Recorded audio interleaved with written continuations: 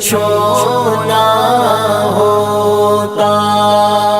بسم اللہ الرحمن الرحیم، السلام علیکم ورحمۃ اللہ وبرکاتہ۔ جی ناظرین کرام، الحمدللہ آج 16واں روزہ ہے۔ 16ویں روزے کے کیا خاص اعمال اور وظائف ہیں ان کا تذکرہ کروں گا، لیکن حسب معمول پہلے ایک حدیث مبارکہ۔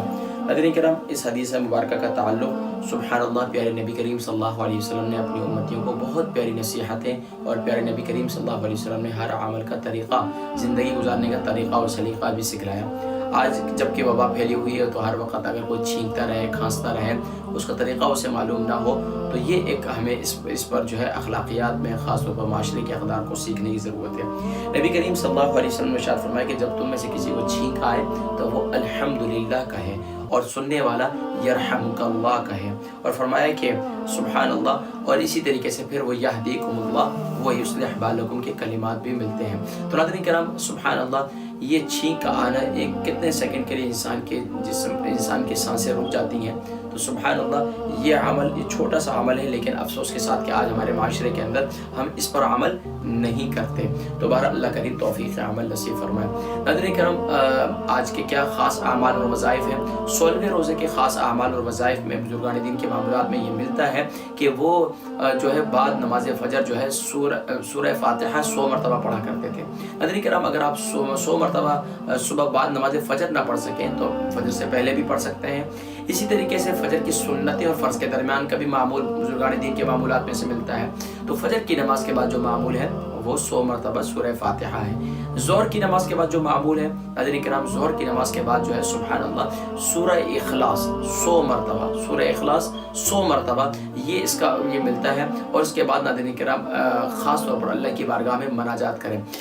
اور اس کے ساتھ ساتھ ناظرین کرام یہ بھی ملتا ہے کہ بزرگان دین کے معمولات میں کہ وہ خاص طور پر جب سورہ اخلاص پڑھا کرتے تھے تو تنہائی میں بیٹھ جایا کرتے تھے، اور اللہ کی بارگاہ میں سورہ اخلاص جب پڑھا کرتے تھے تو اللہ رب العالمین کی وحدانیت کا یقین دل میں بٹھاتے تھے کہ قل هو اللہ احد اللہ الصمد لم یلد ولم یولد ولم یکن لہ کفوا احد۔ اور اس کے مختلف پڑھنے کے طریقے بھی لکھے ہیں، لیکن ناظرین کرام لوگوں کی آسانی کے لیے میں مشکل کی طرف نہیں لے کے جاتا، ہمیشہ آسانی کی طرف۔ اور وہ خاص دعائیں بھی موجود ہیں جو احادیث میں ملتی ہیں، لیکن ظاہری بات ہے جب دعائیں لوگوں کو نہ آتی ہیں اور بتلائی جائیں تو پھر لوگوں کے لیے مشکل بھی ہوتا ہے۔ تو الحمدللہ کوشش کی جاتی ہے کہ آسان عمل کی طرف آپ کو لے کے آیا جائے۔ ناظرین کرام، اس کے بعد عصر کی نماز کے بعد جو ہے درود ابراہیمی کا ذکر ہے۔ درود ابراہیمی 100 مرتبہ پڑھیں، اول آخر درود شریف کے ساتھ، یعنی صلی اللہ علیہ وآلہ وسلم، اور پھر درمیان میں جو ہے درود السلام شروع میں ہو جائے گا، آخر میں ہو جائے گا، اور درمیان میں صرف درود شریف درود ابراہیمی ہو جائے گا 100 مرتبہ۔ اس کا ذکر ملتا ہے عصر کی نماز کے بعد۔ مغرب کی نماز کے بعد ناظرین کرام اس بات کا ذکر ملتا ہے کہ سبحان اللہ، اگر آپ جو ہے سورہ یعنی کہ یہ سورہ اول آخر درود شریف کے ساتھ جو سورہ قاریعہ ہے، سورہ قاریعہ اول آخر درود شریف کے ساتھ اسے 3 مرتبہ پڑھیں تو انشاءاللہ اللہ تبارک و تعالی اپنے قہر سے، اپنے عذاب سے، اپنی جو ہے اس سے سزا سے انشاءاللہ آپ اللہ کی بارگاہ سے انشاءاللہ بچ جائیں گے انشاءاللہ۔ اللہ کریم ہم سب کو محفوظ فرمائے۔ تو سورۃ القاریعہ 3 مرتبہ پڑھیں۔ اس کے ساتھ ساتھ ناظرین کرام عشاء کی نماز کے بعد اگر سورہ قاریعہ نہ پڑھ سکیں تو سورۃ تکاثر بھی پڑھ سکتے ہیں۔ کسی کے لیے اس کی ادائیگی کرنا مشکل ہے تو سورۃ تکاثر کا معمول بزرگان دین کے معمول میں سے ملتا ہے۔ اس کے ساتھ ساتھ ناظرین کرام عشاء کی نماز کے بعد اس بات کا ذکر ملتا ہے کہ بزرگان دین خاص طور پر سجدہ توبہ ادا کرتے تھے۔